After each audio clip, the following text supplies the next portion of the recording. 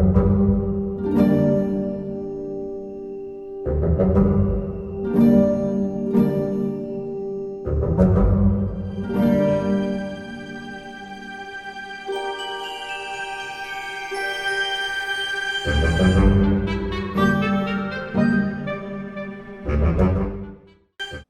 everybody, what's up? It is day 27 of 31 and 31. After this one, we've got 4 films left to go. I really need to shave, and my hair and beard are all funky right now because it's, I just finished watching Wendell and Wild, and wow. I'm actually quite amazed by the movie, to be honest with you.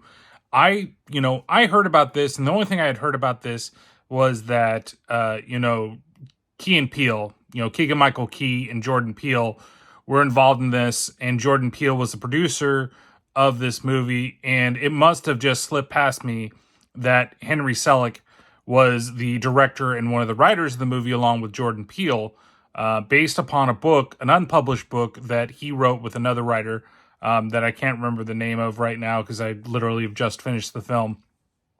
And that it is, I'm absolutely floored. It started production in 2015, didn't come out till 2022. There was, of course, a lot of COVID restrictions and shit that went on when it was being done. These stop motion animation films, especially the way that Henry Selick does them, they are not short ventures, right? They are nice and long. And so this took even longer because of everything that was going on for it to actually come out. And so it came out last year in 2022. And I never really got around to watching it. I remember seeing some of the trailers and I was just kind of like, oh, it's not really me. And maybe, it could be, I think that it has some potential. And, I'm absolutely blown away by this movie. I think that it's a very fun romp. I think that the story is pretty good. It's not as cohesive as something. A lot of people were expecting it to be another Coraline. And definitely, since with the characters that you have in this movie, you have, in the perspective coming from, an African-American perspective on this whole thing, but it's not really that. I mean, I don't want to go into and being like this whole thing, because if you know my feelings, you know my feelings about some of this stuff and the way people react to it. But I think the characters are really good. I think that the animation is absolutely fucking beautiful. This is just amazing in the way that it looks and it sounds. The soundtrack is really great. And I read a couple of things, a couple of reviews, kind of actually during the movie, because I always get that feeling. I'm like, oh, well, where, like I said before in one of the reviews, like, where's it going? And I try to look up things, and sometimes I read ahead, and I only did that for a little bit. And honestly, what I really went to was the reviews for the movie to see what people are thinking. Because in the beginning, I was kind of like, is it really going to be something that I'm going to like? And there was one reviewer that gave it, a 3 out of 10 on IMDb, and said that, man, the story is just, it's all over the place, and it's just, it's got too many moving things, and all these things come together. I will say there are a lot of moving parts to the way the story works, and that it wraps it up like really quickly at the end. If anything's a knock at it, I would say it's that. But to say the main character, Kat, is not relatable is, I think, for me personally, it's a ridiculous thing. Because yes, the main story of the movie, if you've never seen this before and you are interested in it, is that, Kat and her parents, her parents are in charge of this brewery. There is a corporation, Clax Corp, that's coming in, and it's trying to build a prison in this small little town that they have. And they own this brewery that's like the heart of the town, right? And they don't want to sell the brewery. They don't want to sell out the town to put in this private prison that's going to be going in. And they, unexpectedly, again, any kids movie that is worth their salt will kill the fucking parents off, okay? That's just the way these things work. And so Kat herself, she's like a little kid, and she has like a candy apple, and there's some like demon worms that come out of the thing, which I wish they would have maybe explained a little bit, like, it's the demons playing a trick on her or something like that. But I think there's a representation in the Klax Corp parents, the antagonists of this movie.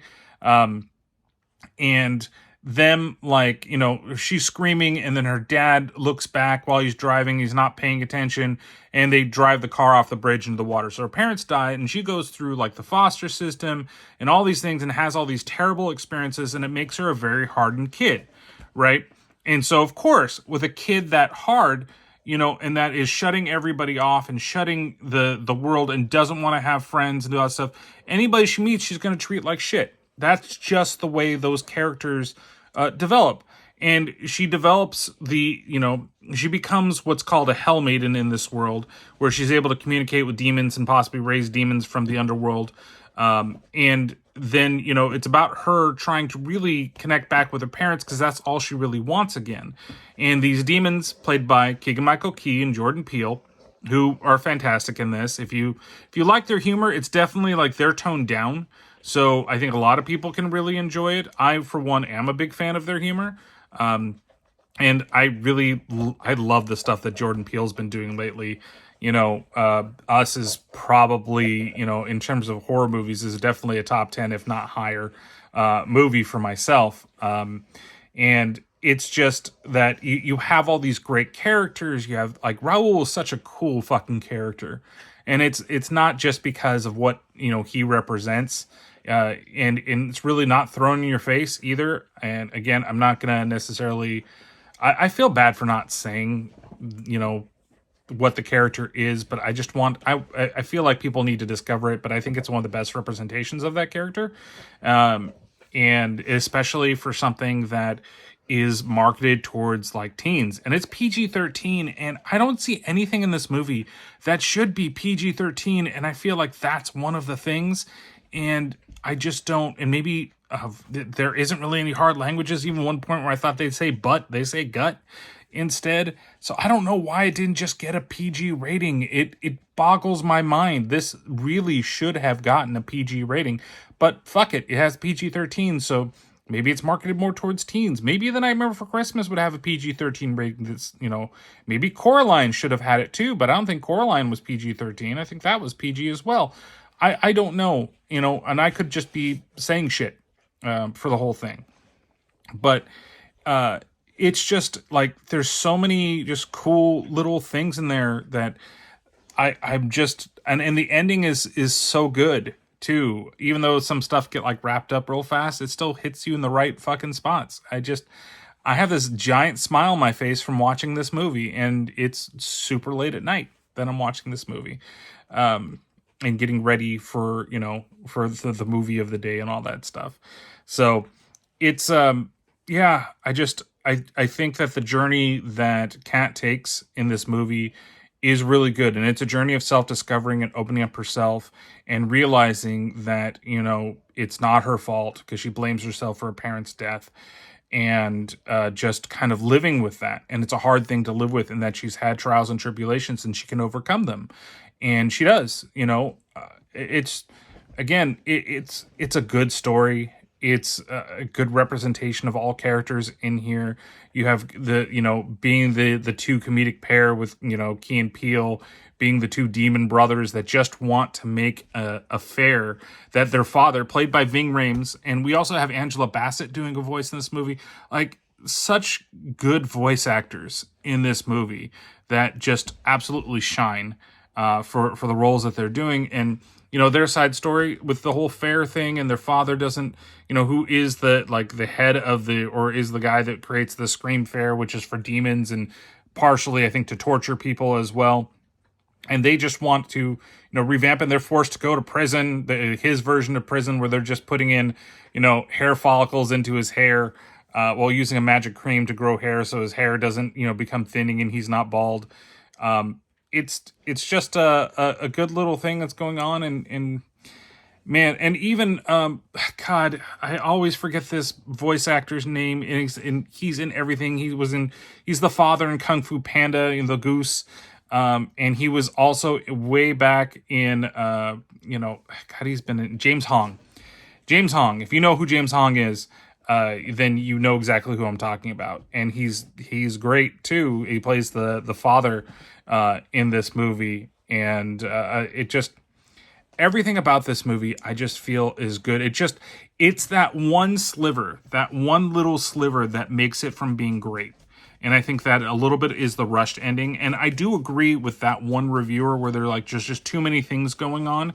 I do agree with that. And it does feel rushed when we get to it. And that's why I would, I am taking a point off from my review scale. But that hair cream song, that thing is going to be fucking stuck in my head for days after this is done. And it was playing during the credits, and there's a little special thing at the end of the credits too, so make sure that you stay. It's available on Netflix. Netflix is the one that picked this up in 2018 and released it in 2022. It's definitely worth your time. Please go and see this movie. I'm just absolutely thrilled that I watched this film, and it's got a lot of really good horror aspects to it. But it's not scary. And again, I think that you could show it to your kids if they're young enough.